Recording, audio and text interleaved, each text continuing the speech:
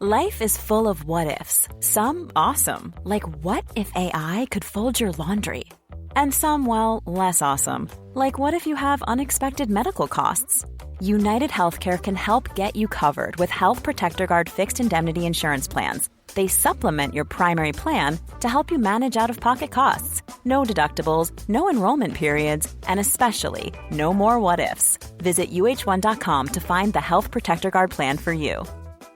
I'm Sandra, and I'm just the professional your small business was looking for. But you didn't hire me because you didn't use LinkedIn Jobs. LinkedIn has professionals you can't find anywhere else, including those who aren't actively looking for a new job, but might be open to the perfect role, like me.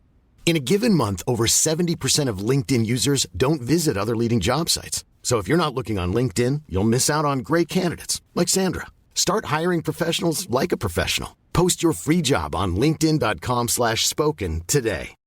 Millions of people have lost weight with personalized plans from Noom. Like Evan, who can't stand salads and still lost 50 pounds. Salads generally for most people are the easy button, right? For me, that wasn't an option. I never really was a salad guy. That's just not who I am. But Noom worked for me. Get your personalized plan today at Noom.com. Real Noom user compensated to provide their story. In 4 weeks, the typical Noom user can expect to lose 1 to 2 pounds per week. Individual results may vary.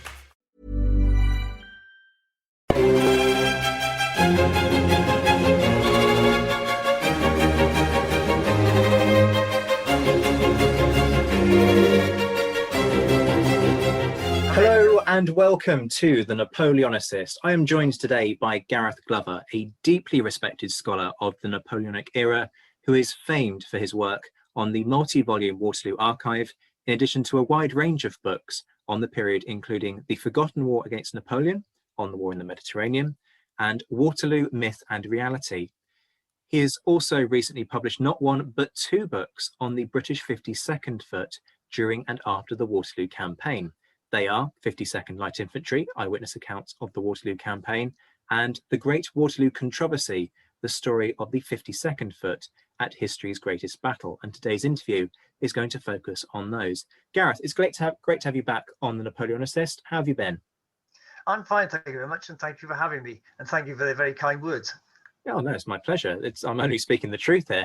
Before we tap into the Waterloo controversy itself, and I do want to emphasise for people, I know we did Waterloo almost to death back in June for Waterloo Remembered, so we're not going to rehash old ground in terms of a narrative of the battle that already exists on the back catalogue, and you can enjoy it just by scrolling back through previous episodes. But before we go into the controversy itself, I do want to look at the background of the 52nd Foot very specifically, because their history goes back much further than Waterloo, and that's an important point that might be missed by some people, not least in terms of interest for our listeners. They have a lengthy period of service in the Peninsular War, don't they? Yes, they do.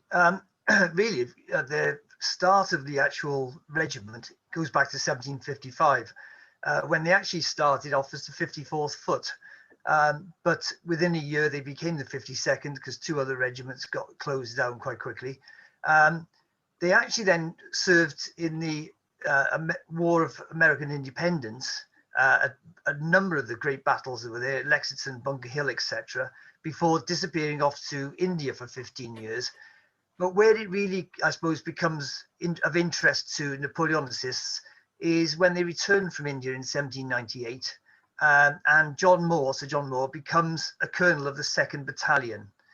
And it's through him, I think, really, that in 1803, the 52nd become part of the new light infantry training at Shorncliffe. Although the 2nd Battalion at that stage gets nicked away and actually turned into the 96th Foot. But because Sir John Moore got involved, and he was so famous in Scotland as a son of Glasgow, they got so many Scotsmen actually volunteering to join the regiment that they rapidly had a 2nd Battalion built up again. Obviously, they served in many parts of the world, like many others, in Sicily, Copenhagen, etc.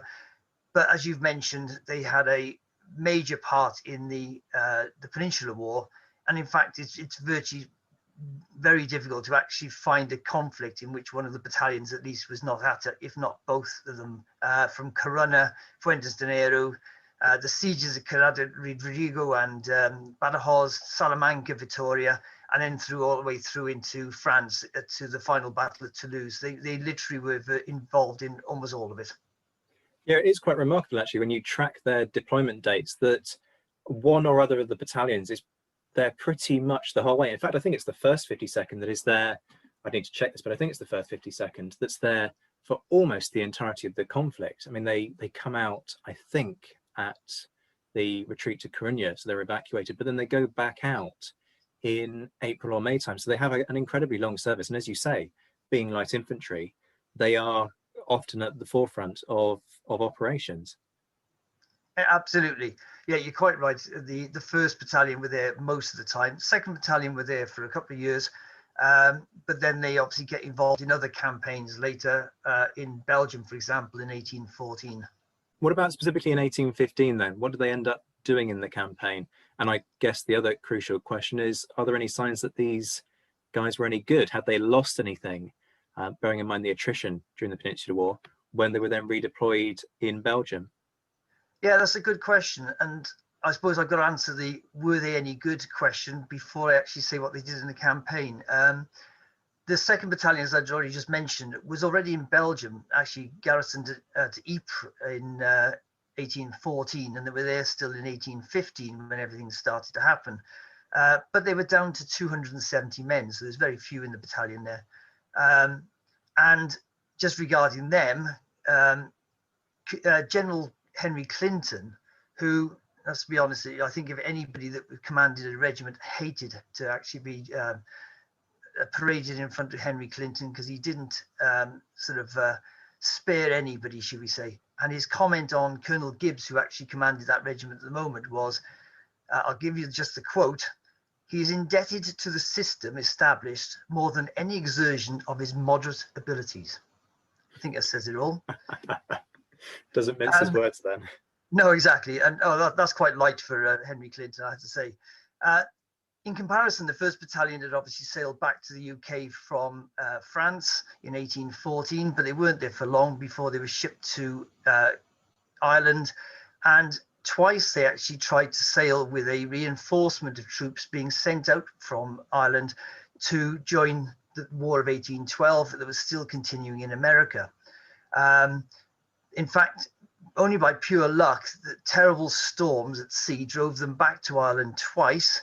And it then turned out that they actually found on their return the 2nd time orders to change their destination to Belgium instead, because obviously everything had changed with Napoleon coming back to the throne. So they actually were transported out as quickly as possible, and they arrived towards the end of March and early April. They arrived into Belgium. Obviously, as I've already said, the two battalions met up, but the 2nd Battalion was in such a poor state, as we've already mentioned, that it was agreed that there would be a transfer of what was actually good in the 2nd Battalion, and obviously the 1st Battalion took the opportunity to transfer a few that weren't so good in theirs before the 2nd Battalion made its way back home. The strange thing about that transfer is that obviously it was meant to increase the numbers available to the 1st Battalion, but in fact it actually reduced it by 80 men, with a very strange number of sergeants, up to 26 sergeants actually transferring into the 2nd Battalion and going home when they'd been quite fit and able to actually go to America, or at least deemed to be. So it is a strange situation. But the battalion then received reinforcements from England over the next month or so and got to just over 1,000 men before the campaign. But of these troops, as you can see, many had actually come, nearly 300 had come from the 2nd Battalion. Others had actually retired in 1814, and a number of militiamen had come in. Plus, we know there was these further militiamen who had come across and actually boosted the numbers of the battalion before the battle. So it's impossible to be exact with numbers, but it's well over 50% of the troops there were either completely untried from this battalion or had actually only seen action at the disaster of Bergen-op-Zoom, which was not particularly a great way of starting for them. And regarding the campaign itself, really the 52nd were in the background for most of the campaign. During this 16th and 17th, with this, as your listeners will know, is the Battle of Quatre Bras and the retreat to Waterloo. They literally just spent the entire time marching to catch up with the army. And in fact, they spent over 30 hours on the road with very little rest and very little food, getting to Waterloo in time for the battle. The only thing you can say is on the 17th, their brigade under General Adam actually protected the convoys of both wounded, because all the Dutch wounded were actually in Nivelles from the Battle of Quatre Bras, and a mass of stores, because there were literally hundreds and hundreds of wagons stacked up at Nivelles, and they saw the majority of those safely back to Waterloo, although over 100 wagons were captured by French cavalry on the way back. Can I just take it back to what you were saying about the sergeants who were Yes. sent back?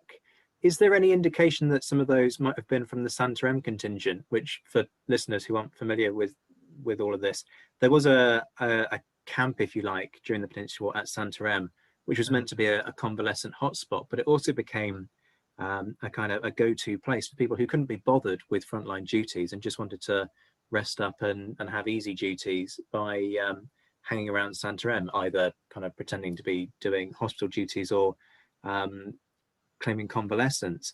Is there a sense that some of those sergeants, because these people were quite unpopular when they turned up at the end of the Peninsula War, having not shared the dangers of campaign, expecting sergeants pay, expecting, you know, the kind of respect that goes with the rank.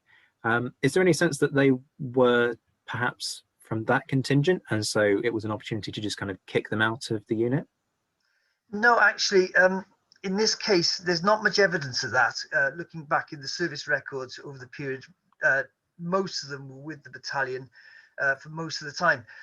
I think my feeling is, and there needs to be more research on this, but there is definitely an air within the army in 1814 of a desperate need to get home. They've had enough of fighting. War has had it. And many of those who wrote memoirs of the wars actually finished their service in 1814 because their time is up and they take the opportunity to get out.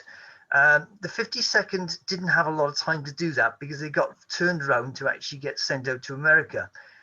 And I think this war weariness manifested itself out in Belgium, when they actually met these two battalions, because it seems very strange that all of these sergeants were well able to sail to America, or at least deemed to so by the army, but were allowed to actually go back to England at a time when surely all these experienced sergeants were desperately needed in the campaign that was about to be fought. It's a very odd one, isn't it? You almost wonder if as you say, their time was up, or whether they were just, their time was going to be up, and so they were keen to take an opportunity to not take an unnecessary risk. Because the example that people might be familiar with, if they know the period, is Cooper, who ends up going out to North America with his unit, but he spends the night before the Battle of New Orleans trying to secure his discharge, going around various, initially his battalion commander, and then I think he tries to actually find Pakenham and secure his discharge because he doesn't want to take the risk. So perhaps it's, as you say, perhaps it's to do with that. Yeah, I think, funny enough, I'm not a great fan of Sharp at Waterloo, funny enough. It's probably not one of the best of Bernard Cornwell's books, but I think this is actually a theme that Bernard Cornwell has actually picked up on, because in that novel, he really does describe how the troops are there. Almost, they don't want to be there, though. I mean, they've seen too much fighting and too much death. And for the majority of them, it's one battle too much. And I think there is some honesty in that. I think, you can imagine perhaps, trying to do something similar analogy. If somebody had actually finished fighting the Second World War, and perhaps say the Korean War had started 3 weeks later and they were shipped off to that, you could imagine how many a soldier would have actually felt about that.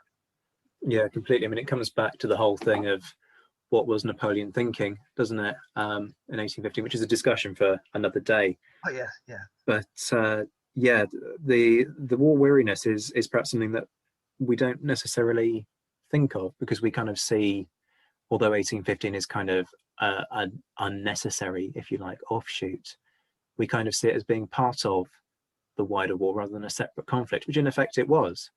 You know, the war was packed up and dealt with in 1814, only Napoleon decided it wasn't. Yeah, I think, we're sometimes guilty as military historians of actually forgetting that soldiers are actually human beings. And they're not just automatons that just go into battle and fight another battle without even thinking. Definitely. I definitely agree with that. Let's look at the controversy and perhaps start with the basics, because this has been 200 years in the making. So what is the controversy surrounding the 52nd and other units at Waterloo? Okay, let's keep it relatively basic in this stage.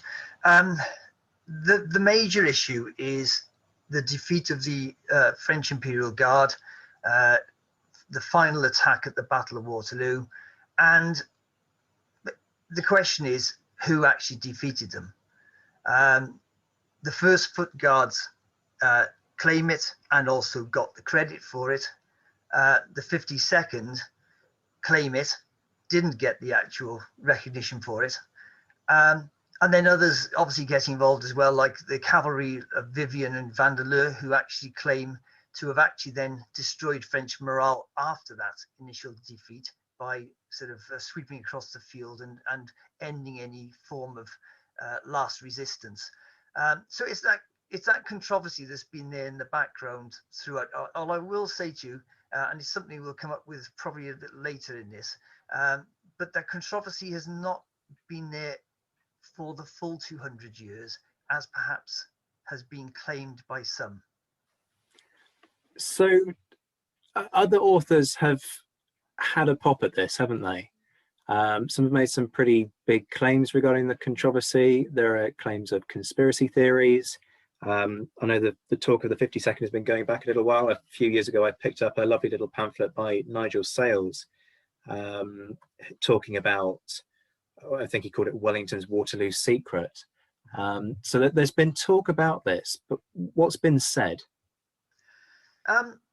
Well, the first thing I will say is, as a historian, I think the most important thing I can do is to analyze any claims or any evidence that comes forward to actually see what is actually the truth in these situations in a dispassionate way. And as an ex-Navy man, I always make this joke of I have no personal sort of axe to grind about any regiment at all. I don't care who actually gets the laurels, as long as it's the right people, because actually, as I said, as a naval man, I don't have those sort of regimental sort of loyalties, should we say. But obviously there are a lot of claims being made, and as you said, a number of conspiracy theories have grown. And the biggest problem I have with conspiracy theories is that they generally work on innuendo more than anything else. And the greatest claim is always that something that is missing in the files, the papers that are missing, are not just missing, but have actually been destroyed on purpose to hide something that's nefarious has gone on. Now, as any historian will know, I'm sure you've had this situation yourself, Zach, when you go through the files. Quite often, that really important bit of paper you want is just, unfortunately, not the one that's actually there. And you have to try and piece the evidence together from lots of other different sources to get that, to understand what that bit of information probably said. Absolutely. Yeah, And that's a common complaint with me, and even the Wellington papers, which are remarkably comprehensive. I mean, there's 100,000 bits of paper there, but about 2 or 3 bits of paper that I really want are just not there. They ended up in the bottom of the Tagus. Exactly. And therefore, I do have a general problem with a lot of these conspiracy theories, because to just claim them on the back of things like, say, missing paperwork, etc., stating that that's, proof of nefarious dealings is very, very difficult to actually believe. And to be honest, I have now investigated every single claim in great detail, looking at it in a very balanced way as to whether there is any evidence to back those claims up or not. And all I can say to you is that I have failed, and I actually have put this into a complete appendix in the book, because it's important for people to know that I have found not a shred of evidence to actually back up one of the claims. What's the claim regarding Wellington? Because there is it suggestion that he's involved in the cover-up, or, I mean... Oh, absolutely. You can almost say, what is Wellington not blamed for? Wellington is blamed for hiding the fact that the 52nd were involved in this at all, because supposedly he hadn't ordered the movement, so therefore he was not wanting to give them credit for actually having any claim to it. There is a claim that he actually wanted the guards to have the actual the sort of all the laurels for doing completing this act, although it's never been proven as to, or shown as to, why Wellington particularly had an interest with the guards, because he wasn't a guardsman himself. And it then goes into further detail of actually trying to prove, and it's not dissimilar to the big arguments that go on with the Cyborn case as well, where Wellington is seen as this overarching sort of evil tyrant who actually is controlling everything regarding the army to ensure that only his version of everything comes out, and that anything that goes against it is actually their careers are destroyed and the evidence is destroyed and everything else. So that it goes right to the top of and every conceivable claim has been made regarding him on this subject. And as I said, I go into it not as a lover of Wellington or a lover of the 52nd or a lover of the Guards, but when you look at the evidence in the cold light of day, I just can't make them stand up. You've touched on some of this already, but with a question that is well discussed, perhaps putting the conspiracy theories to one side for a moment, how have you been able to bring anything new to the subject of the controversy? Because as we kind of discussed during Waterloo Remembered, this is a battle that has been picked over endlessly from every conceivable angle, and it's quite hard to take a genuinely fresh approach with it. You're right. And if I'm honest, the whole project on this occasion started with a good friend of mine, with Nick Haynes, who actually brought to my attention the fact that a diary, in fact that of Lieutenant Charles Holman, was sitting in the Winchester Museum in their sort of display cabinets. And lo and behold, it has never actually been used, as far as I can see, by anybody in writing any history of the 52nd in its entire 200 years of writing about it since Waterloo. And what's more important is it's the only diary that is actually written contemporaneously by a 52nd man. Wow. Almost all the evidence we have from the 52nd was written by, I think, people like Gawler in the 1830s. Colborne was writing in the 1830s, 40s and 50s, and Leake didn't actually write his until the 1860s, although he says he has a few more small notes to actually work off. But to be perfectly honest, none of them wrote until much, much later. So it is very important, because he was writing literally day after day, and literally the morning after Waterloo, he's writing what he remembers of what happened that day. So it's of vital importance. And other letters, John Hart's letters in the National Army Museum and other places, I found odd sources all over the place, and obviously went through the information again that has already been published, because it's amazing. And it's amazing how often things are misread. People read what they see in front of them, but they then put it into the context of what they already understand of the battle, rather than saying, hang on a minute, that doesn't actually tally with what we think we know.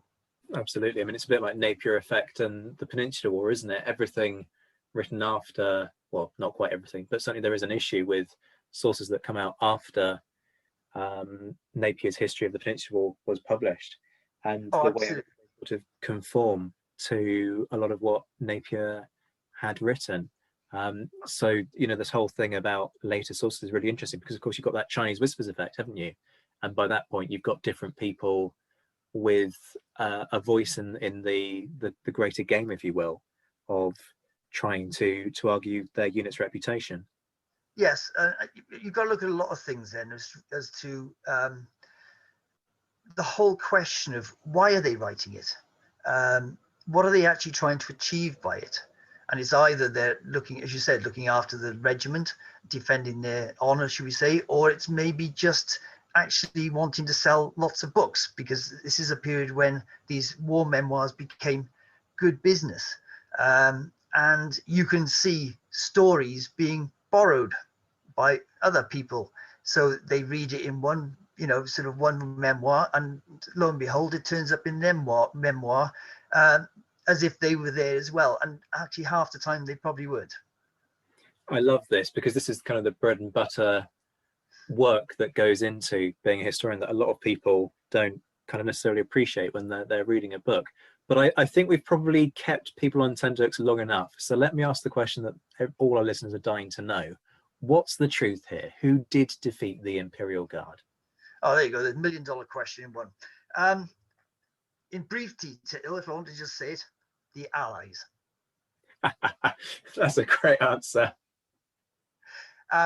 If you want a little bit more detail, I'm sure you do.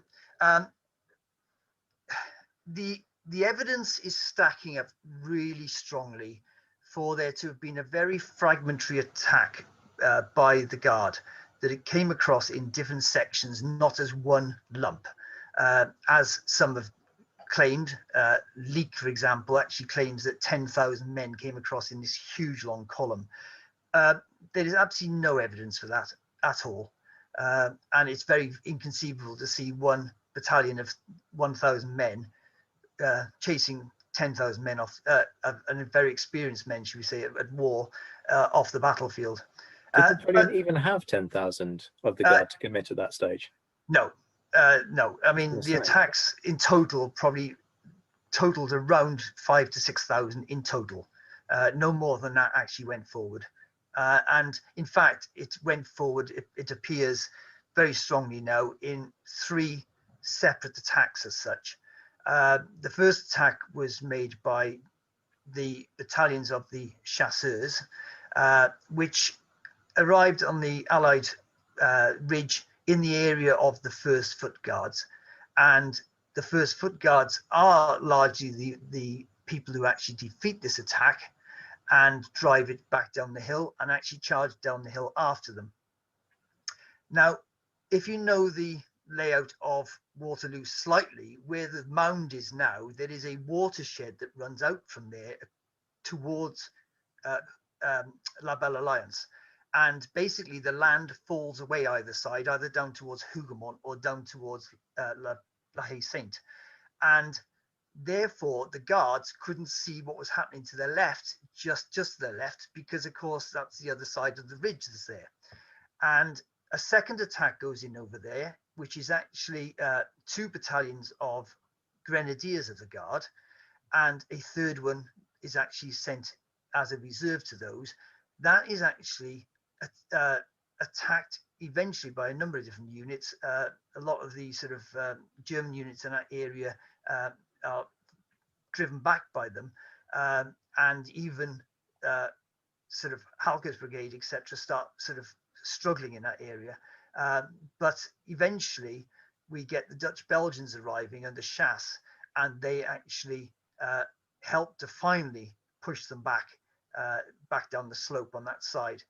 But that is obviously happening just after the first attack for the 1st Guards, and they're totally unaware of it because it's the other side of the crest. And actually, as the Guards go back down the hill, there are 3 battalions not too far off the orchard of Hougoumont, who actually appear to have moved forward to support this initial attack that they can see is it's breaking down.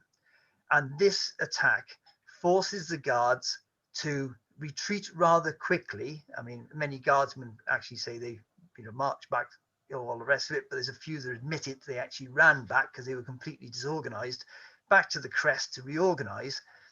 And at this stage, it appears this is when the 52nd, and I would say the rest of Adams' brigade, actually get involved in swinging onto the flank of this third column, which may not have intended of actually attacking and going over the ridge, but certainly went forward to support the failure of the first attack and would have looked like a third attack.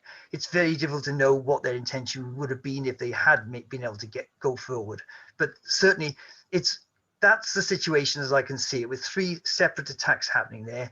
And then, of course, Vivian and Vandeleurs cavalry getting involved in actually, once they're broken, in actually chasing the Imperial Guard back across the actual valley floor and then attacking the remnants of their army on the opposite ridge.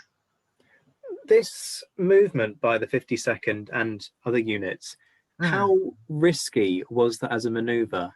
Well, actually, before we talk about that, we should talk about Wellington's involvement, first of all. People like to say, Wellington is there and going, now, Maitland, now is your time, and so on. How involved is Wellington in this phase of the battle? Well, that's a good question. And funny enough, those officers in the 52nd, including Colborne, at times indicate that that it was done without his orders. And certainly Adam accepts that, because General Adam, who commanded the brigade, sees the movement going off and actually asks Colborne what he's doing. He explains very quickly and lets him go on.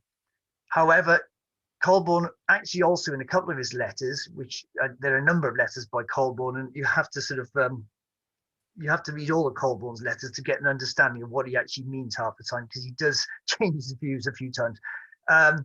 But he does admit that while he's doing this, an actual messenger arrives from Wellington ordering exactly what he has done.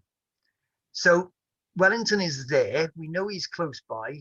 We know that, in fact, the 2nd and 3rd 95th say he's with them, in fact. So he's very close by. And he obviously sees the movement. He therefore orders it. And there is obviously some confusion, because obviously Colborne is saying, I did it before he told me to do it. But then he then admits that an order very quickly afterwards arrives telling him to do it. And you can understand how Wellington was involved and probably thought that the movement actually occurred because of his order. I mean, it's very typical of the bloke, isn't it? I mean, Wellington doesn't miss an opportunity where he sees one.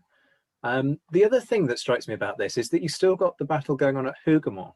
So to advance like this, how dangerous was that? Was there something that could have gone badly wrong? Or was the fighting kind of petering out at Hougoumont by this point? The fighting around Hougoumont had largely petered out, although it was still quite hard in the Orchard area, particularly. I mean, part of this brigade, Duplat's sort of KGL brigade, were actually sent down to the point where the 2nd KGL were even sent into the Orchard to back up the Scots Guards, because they were in danger of being driven out completely. I'm sure there's not a Scots Guardsman who will like me saying that, but the evidence is that they had to send another German regiment in to help them to hold on to the Orchard. And this was just before this period. So, there has been fighting still there, but certainly the fighting for the building has really come to an end. The French had, I think, exhausted themselves on that situation, but clearly other troops had been ordered to back up the Guards' attack. So some of Riel's men had actually started coming forward. And therefore, and particularly with all the smoke shooting, because that's one of the things you've got to bear in mind, it was like a fog by this stage, with the amount of smoke that was around, that with limited visibility, when they initially set off, having defeated the Guard across the base of the Allied Ridge, first of all, to clear anything else away from there, there clearly is a concern for their right wing. And in fact, Colborne is mentioned quite a few times of constantly riding to his right to check that there's not going to be a cavalry charge on his flank, etc., which would have led to disaster. But clearly, obviously, as the smoke clears a bit, and as they move forward, and in fact, as they move forward across the valley, Wellington is definitely behind them, and so is Adam. Can see that the French are actually not looking to fight, to at least to advance any more, and are looking very vulnerable. Orders a general advance, which is obviously what turns the tide. But clearly, in the initial minutes of this thing, this was actually quite a dangerous move to make. Yeah, absolutely. I mean, that's always the thing that struck me about this, that, you know, a couple of strong units, perhaps a brigade of cavalry, could have turned this into an absolute mess for both sides, in fact, and could have perhaps led to a stabilization on the French side. Okay, conceivably.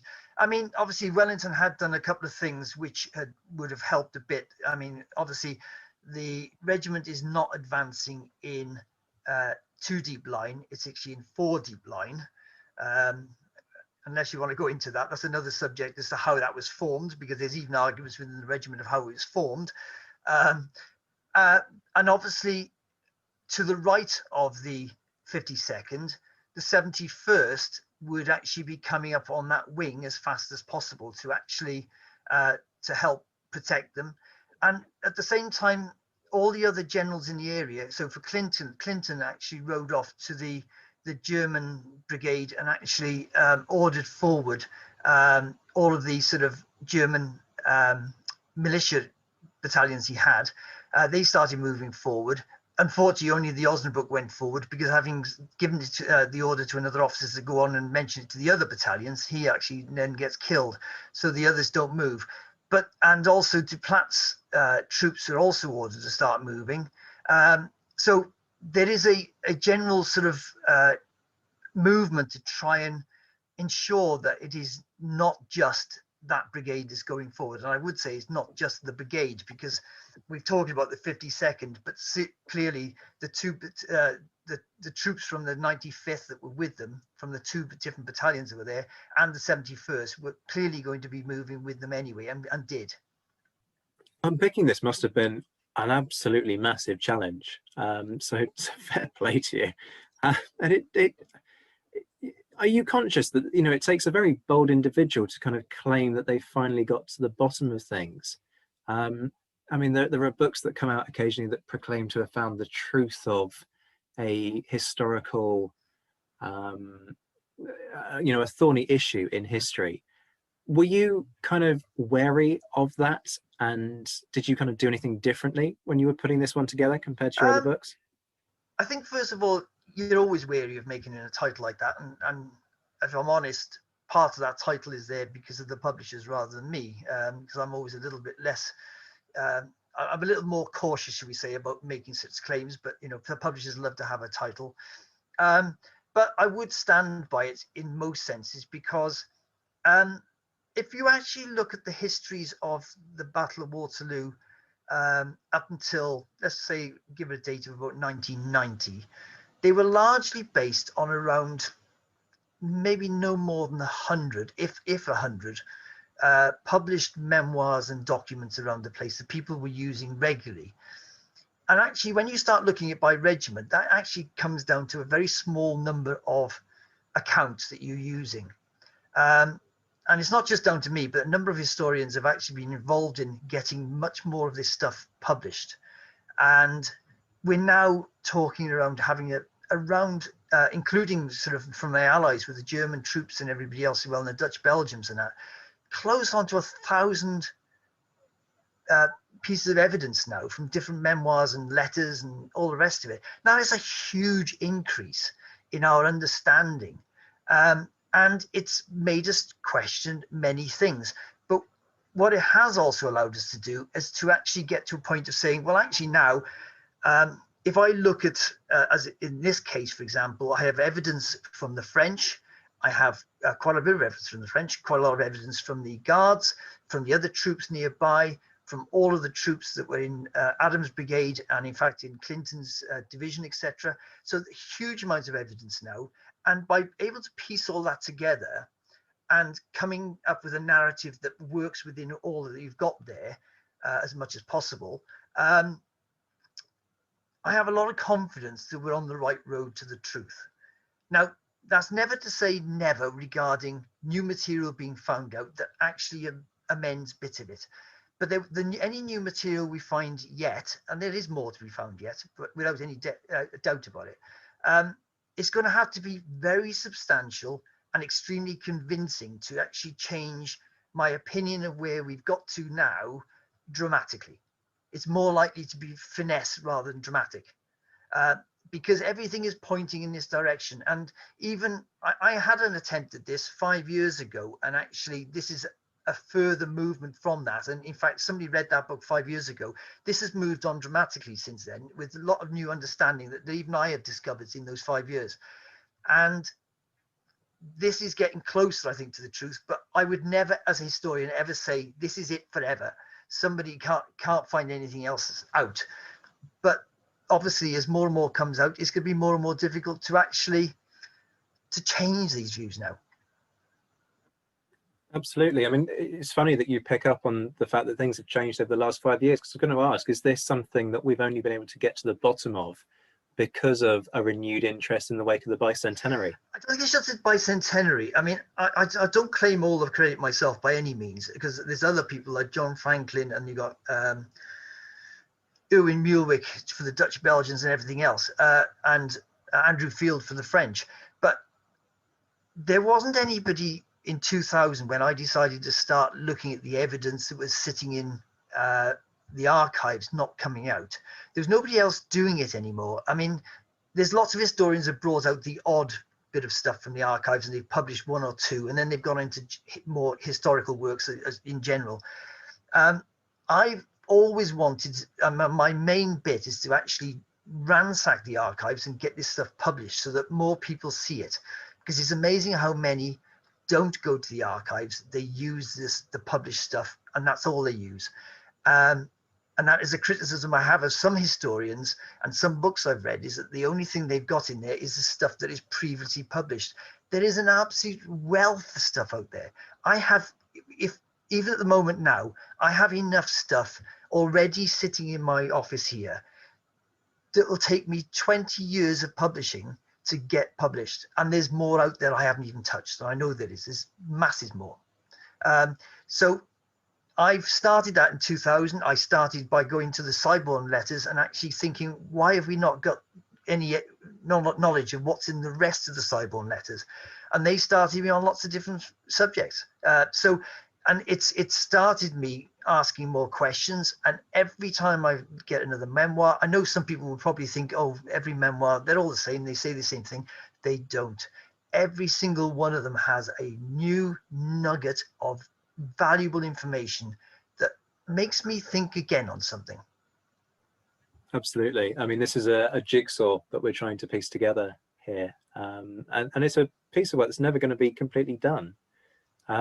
So, I mean, you say that you don't take the whole credit, but I think you deserve a huge, the lion's share of the credit, because Waterloo Archive is on what, 12 volumes now? It's a huge piece of work.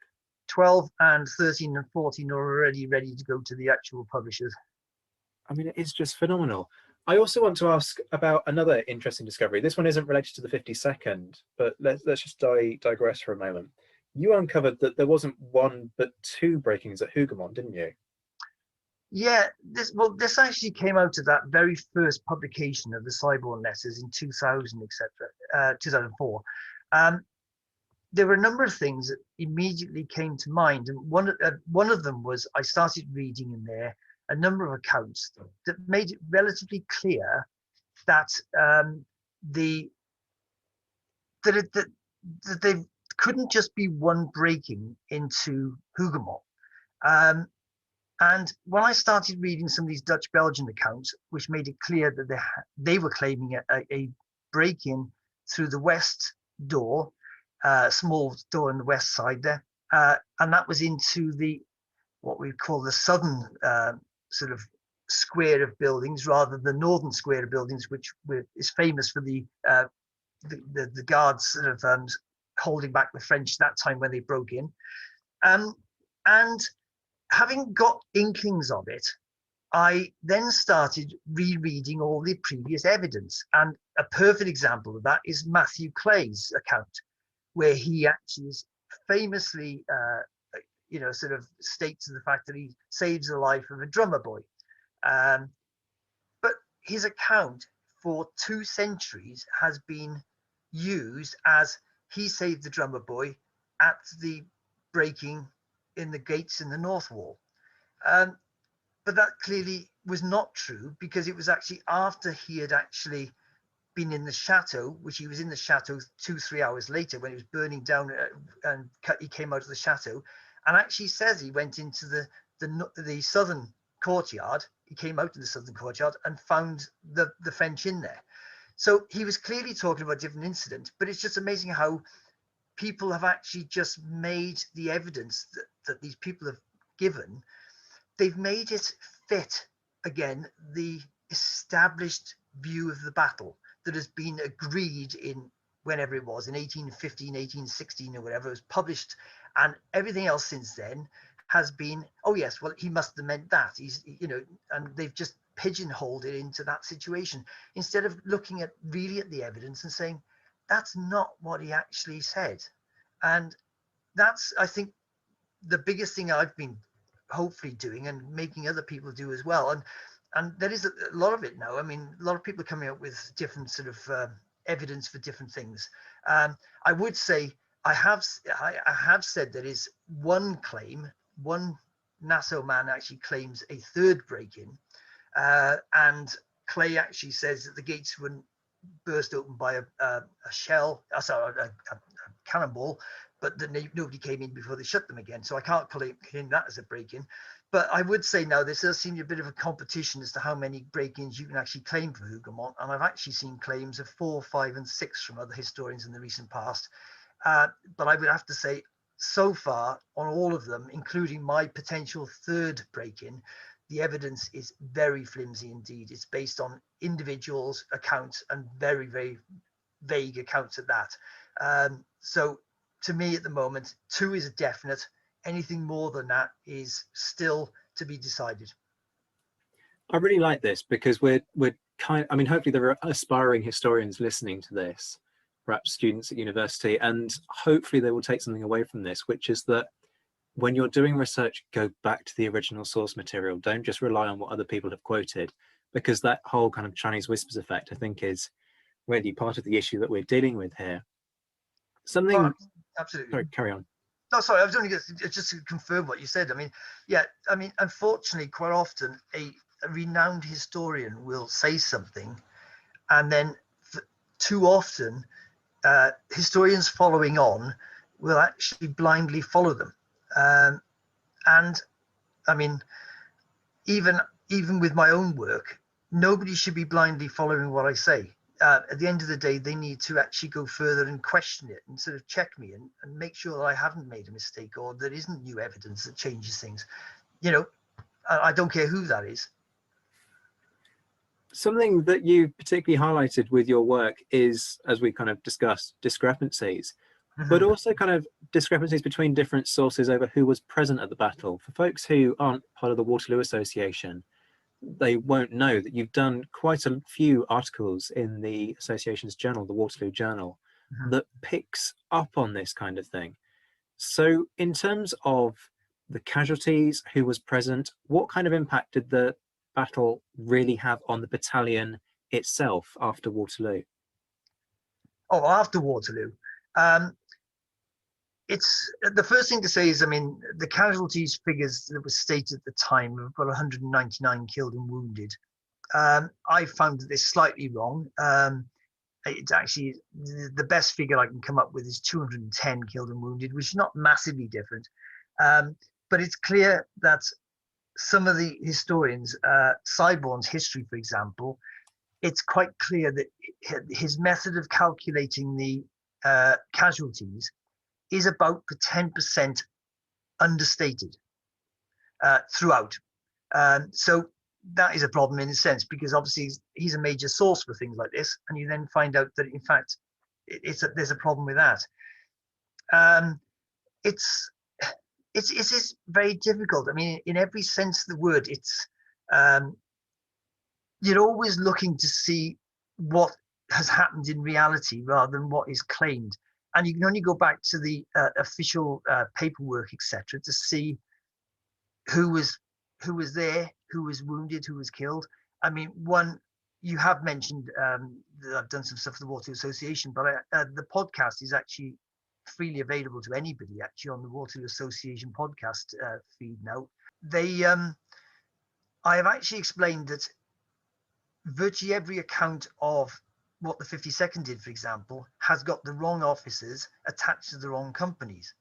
And it then means that people start making assumptions about either the formations they were in or how they actually fought and where the actual casualties were formed and how they were formed completely wrongly, because they've got people allocated to the wrong places.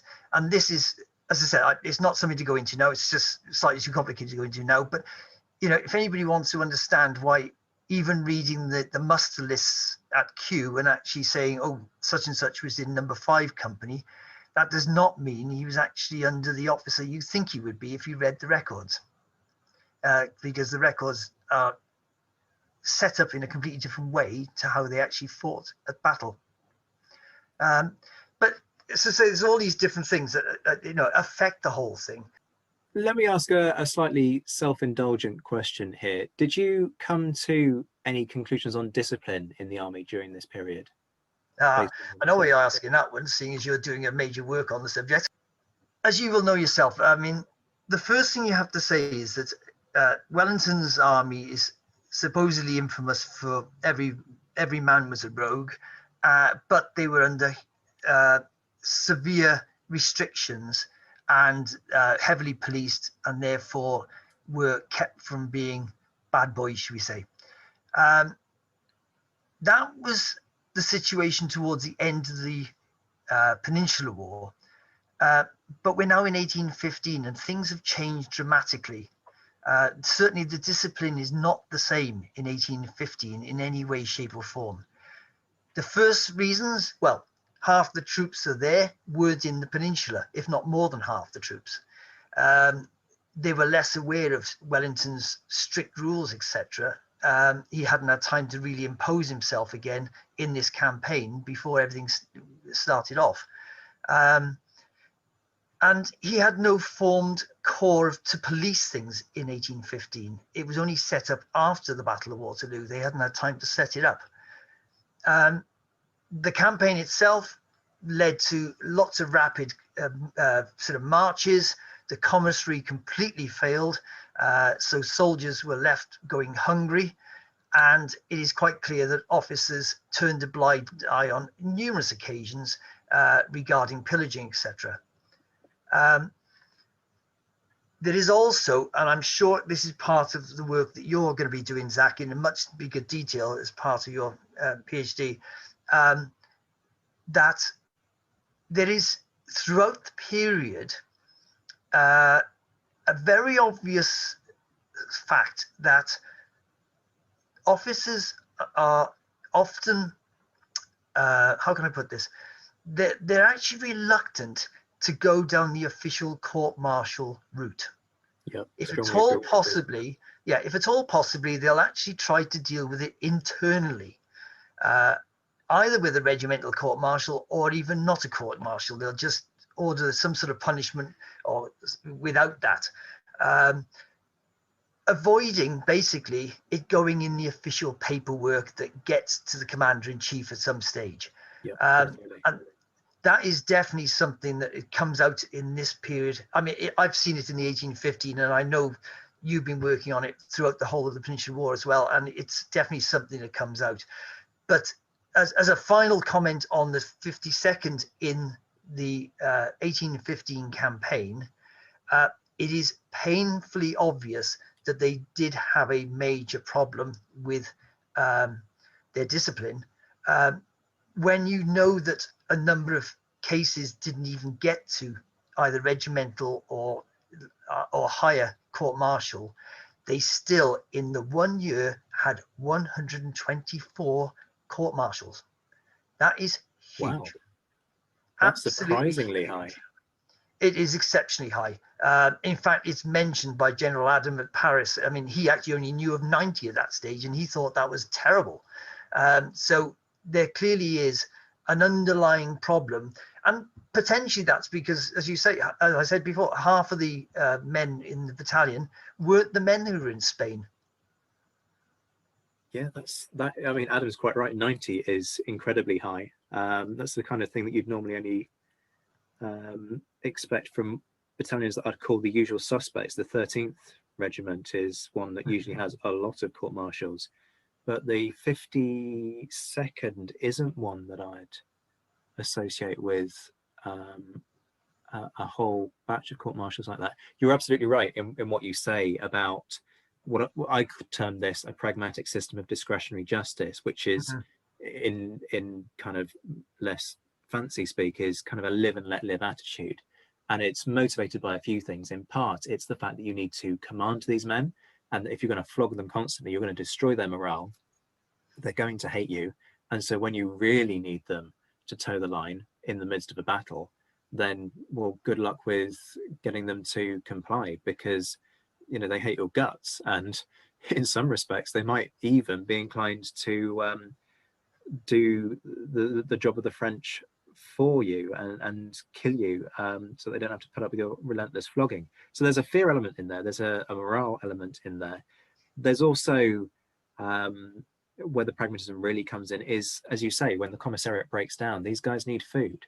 And so you start to allow them to plunder for food, and then it becomes a very slippery slope, because where do you draw the line? Somebody who's ransacking a house looking for a loaf of bread might stumble across a handful of coins. Well, they're not going to leave the handful of coins there. They're going to take them with them. And so once you start one thing, it becomes a kind of a self-perpetuating thing. But that attitude even goes to the top. It was interesting that you mentioned Adam, because I've come across sources that explicitly say that Adam allowed a couple of units to plunder farmhouses on the morning of the 18th, because they'd stood to as a rear guard throughout the night of the 17th. So there is this kind of attitude of plunder as reward as well. And the army's really struggling to get its head around it. Yeah, I agree with you fully. I mean, everything you said is exactly what I found. I was just, as you said, very surprised that the 52nd had such a poor disciplinary record during this period. The only other thing I was going to say to you, and one incident I would say that actually brought some criticism of Colborne in the actual regiment itself at this time, although is not mentioned by many for obvious reasons, is 4 men actually went missing during the actual battle. They ended up having a regimental court-martial and were told they were going to have 300 lashes each. But Colborne eventually turned around and actually got rid of that. The sergeant was amongst them, actually lost his stripes. But other than that, Colborne's view was, you're not going to get a Waterloo medal, and that's your shame, and that's your punishment. And that's how it was left. Funny enough, on this occasion, I'm not sure his soldiers actually agreed that that was acceptable. That's funny, because the pardoning thing doesn't surprise me. I mean, if you were an NCO and you were tried and found guilty, you'd lose your stripes. And quite often the sentence would be reduction to the ranks plus a flogging punishment, say 100 lashes. And the reduction of rank would be deemed enough. And so the flogging would be remitted. But that's interesting that they felt that the removal of the Waterloo medal was going too far, because there's this thing of honour, and it goes back to what Ed Koss has written about kind of cohesion with a unit and primary group theory, and this idea that what holds an army together is the fact that these men will stand and fight for each other. So if you're going to naff off in the middle of a battle, that is clearly an indication that you aren't interested in looking after your peers. You're interested in looking after number one, which would then lead you to be ostracized from many within the unit because you didn't do the honorable thing. You didn't do your bit. So that's really curious. Yeah. And the other thing is slightly curious about it is that 2 of them were corporals and they didn't lose their stripes. Wow. So it was only the sergeant that had the ultimate problem. I suppose the proceedings don't survive, do they, by any chance? Unfortunately, because it's a regimental one, I've not found them yet. Yeah, and I've been to every museum I can think of regarding it. If somebody knows where they are, please tell me. But I've not absolutely found them. seconded. For people who aren't familiar, regimental court martial is the lowest tier of the military courts, and the proceedings are like gold dust. You very, very rarely get them reproduced, and if they are reproduced in any form, it's usually because they are used as evidence in trials at a higher level. But yeah, that's fascinating. I'm glad I asked you that now. One of the things that I really like about the book on the 52nd Eyewitness accounts is that you continue to track their story after Waterloo into 1818, which for people's reference is the period of the Army of Occupation. So tell people a little bit about this unit's story beyond Waterloo. Well, the first thing is, and the most important one, is that Adams' Brigade, and I should say that rather than just a 52nd, were the only infantry unit that actually marched into Paris with Wellington. That was a high honour, and in fact, that in some ways probably was Wellington actually recognising their part in everything else that's gone on. I mean, in normal circumstances, it would have been the Guards that were in Paris with him, but on this occasion, it's not. It wasn't the 52nd that led it. Wellington insisted that the brigade went in the order they always marched, which meant the second 95th went first in their sort of position of honour. But as I said, the brigade was put into that position, and in fact, they formed the guard for Wellington's headquarters in Paris for the time they were there. So, as I said, that was seen as very much an honour. They then stayed in Paris right the way through till November before they moved outside to Versailles, and then moved up to the Pas de Calais in December, where they remained throughout the 3 years, really, with not much happening because it was largely boring garrison type work, etc. However, when the British Army finally leaves in 1818, the 52nd are actually the final regiment to leave French soil at the end of the war. So that's their period afterwards. Wow, so the last one's out. Do they have kind of repeats of this issue of people kind of having had their service expired? Do you find more instances of people trying any tactic they can to get out? I mean, I'm very struck that at the end of the Peninsular War, the point when desertions really rocket is when the battalions are being transported home, and suddenly there's this opportunity to get away with the senorita that they've shacked up with over the course of the conflict. And so you see a real spike in desertions at the end of the conflict. Is there a kind of an equivalent either in the wake of the Waterloo campaign when things calmed down, or in 1818 when the army's redeploying? The fact that you saw in 1814 was obviously quite a major one, because obviously then many of them have actually had a wife of some form, if you want to call her a wife, marching around with them for many a year, and they obviously were not prepared to leave their wives behind, because the army weren't going to ship them back to the UK unless they were officially married, which was obviously a rarity in those days because you had to have officers' permission to do it. In 1815, I should say 1818, you don't get the same effect on their return to the UK. I think most of them were probably very keen to go back to the UK, and not so many had made obvious liaisons with the French public, or if they had, there doesn't seem to have been a problem with them not coming back with them. I guess it was probably a little bit easier when you're just going across the channel. So that isn't the issue. One of the strange issues that does come out is there is very clear evidence, and something that actually I read in Ensign Charles Shaw's account of this period. He's in the 52nd. He actually makes a claim that Colborne was not particularly good at being in charge of discipline in the regiment, and that Rowan, his deputy, was actually much better. And I did do some work on that, and actually it does bear out that Colborne's view of allowing the punishment to be waived with maybe just sort of a short period in sort of barracks or in the black hole or whatever, instead of actually the lash. Whereas Rowan apparently believed that when he was in charge and Colborne was away, that if you actually gave the first 2 or 3 soldiers the full 300 lashes they were actually committed to get, then the numbers of actual cases would drop in total.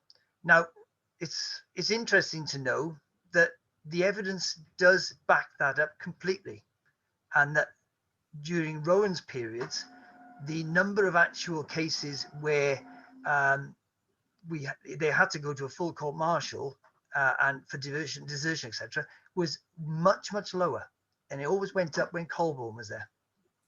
That's very interesting. That's quite a surprise, actually, because the conceived wisdom is that, you flog when you really need to, and if you're going to flog, quite often you will step in and reduce part of the punishment as a kind of a gesture of goodwill, unless you've got a really bad, what they would call a bad character, somebody who's repeatedly doing these kinds of things.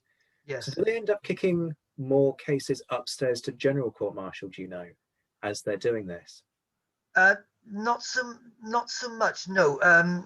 They tended to try to keep them within the regiment, but it was more the fact of obviously having got this sort of punishment awarded to them, the fact that he would commute them more often, as I said, that he would actually either only give 50 lashes or no lashes at all or something like that.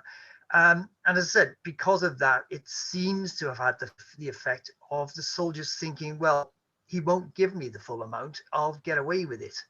And as I said, it was only on the back of Charles Shaw's claims that you can actually see that there are specific periods around the period of Waterloo and then in the last 6 months in 1818 where Colborne is in charge, where at other times he's not there, and Rowan's results are much lower in regard to the number of actual cases he has to actually try. That's fascinating. Well, if people aren't keen to buy your book now after hearing that little revelation, I honestly don't know how, on top of covering all of this controversy and conspiracy theories, they are resisting the urge to buy it. One last question from me. Was there anything that really surprised you doing all of this? Well, just apart from that one there, the biggest surprise for me as well was the Prussian involvement. Now, I was reading a number of the accounts, obviously written many years after the battle, and if you imagine the final sort of attack, the 52nd and obviously Adams' brigade and cavalry and everything else charge up to the area of La Belle Alliance and push the French back down the road away. The 52nd get involved in capturing some artillery, etc. But they then keep moving on until they get close to the farm of Rossom, and they then halt there for the night. Okay. Now, when that happens, they have only seen on the road up odd groups of Prussian skirmishers, etc. No formed troops on that movement up. They haven't got in the way, because that would be a problem otherwise with the two armies, colliding at the same time. So clearly, the Prussians haven't arrived at that point at La Belle Alliance or anywhere just south of that. That's all. And what I do find interesting, though, is that when they arrive at Maison-Drouot, Leake and people like that say, well, we arrived at about 9:15, and we didn't see any Prussians arrive. Now, at Maison-Drouot, which is just south of Rossom, you have the main road that comes from the village of Plancenoit. It would be the ideal route for the Prussians to advance on. They wouldn't have moved towards La Belle Alliance from Plancenoit if they're chasing the French off the field. They would take the road that comes out of Maison-Drouot. And obviously the 52nd are there, and they actually then see the Prussians arrive. And they make it quite clear, Leake says they arrived half an hour after we arrived at Rossom, which is around about 9:45. My big surprise was when I then found Holman's contemporary diary, because I thought, well, maybe Leake is again trying to make the 52nd more important than anybody else. Holman's diary says we didn't see the formed Prussians until 9:45. Now that has some degree of question over what had happened at Plancenoit, that although the French front had collapsed by somewhere just before 9 o'clock, and by 9 o'clock the British cavalry and the 52nd etc. were passing La Belle Alliance and then moving south, there is no formed Prussians around, and it's actually nearly 3/4 of an hour later before formed Prussians arrive on the road at Maison-Drouot, not further up at La Belle Alliance. And I find that interesting, and maybe says to me that the fighting in Plancenoit was not completely over until the British attack had broken their centre, and that possibly the Prussians even took time to reform themselves as they came out of the village before they started marching, which would actually probably make some sense as well. But it has some interesting connotations, and I'll probably not say any more on that subject at the moment, because I'll probably have some people on the Prussian side screaming at this sort of situation already.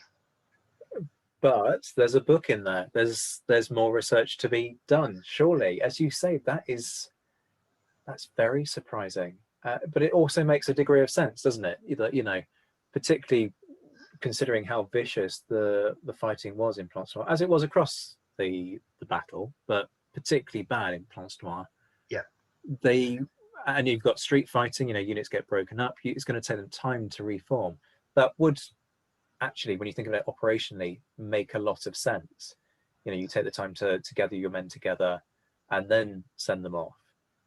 Absolutely. And if you look at a good map of the battlefield, as I said, the road coming out at Maison-Drouot makes perfect sense as the way they would have gone, rather than actually towards La Belle Alliance. The only troops that would have come that way are the ones that had come through sort of La Haye and all the rest of it on that side of and come along the French front, basically. So I find it very interesting. It chimes with my understanding of the battle, and I do believe it, but clearly it needs a lot more investigation. It does. Well, I look forward to talking to you about that more in the future. Gareth, this has been absolutely brilliant, but then I knew it would be. Tell people a little bit about how they can find out more about you, and also crucially where they can get these two great books from. Well, if you ever want to know what I've published, etc., and what I'm up to, I do keep my own website at garethglovercollection.com, and you can actually find out, as I say, literally what I'm up to at that stage. Obviously, regarding books, the Great Controversy book is out from Pen and Sword, and is available from all good booksellers, and obviously some major internet providers of books. I'll say no more than that. However, the memoirs part of the book, which includes Holman's diary, which has never been published before, and others that I've discovered, is only available through Ken Trotman Publishing, which you can find easy enough on the website, but he actually only produces the books and sells through himself effectively. So you can find it very easily through him as well. Gareth, it's been absolutely brilliant having you on. Thanks very much for joining me. Much welcome. That was Gareth Glover joining me to discuss his recent publications, 52nd Light Infantry, Eyewitness Accounts of the Waterloo Campaign, and The Great Waterloo Controversy, the story of the 52nd Foot at history's greatest battle. And as you've just heard, Gareth's books, including all of his previous publications, are available to order online now. As always, please take the time to like, share and retweet about this podcast if you're enjoying the Napoleonicist, and to leave a review on your preferred podcasting platform. You can find me on Twitter at ZWhiteHistory, and please do join the conversation, which is always open at thenapoleonicwars.net. Until next time, I'm Zach White. This has been The Napoleonicist. Take care, my friends. Stay well, stay safe, and as always, thank you for listening.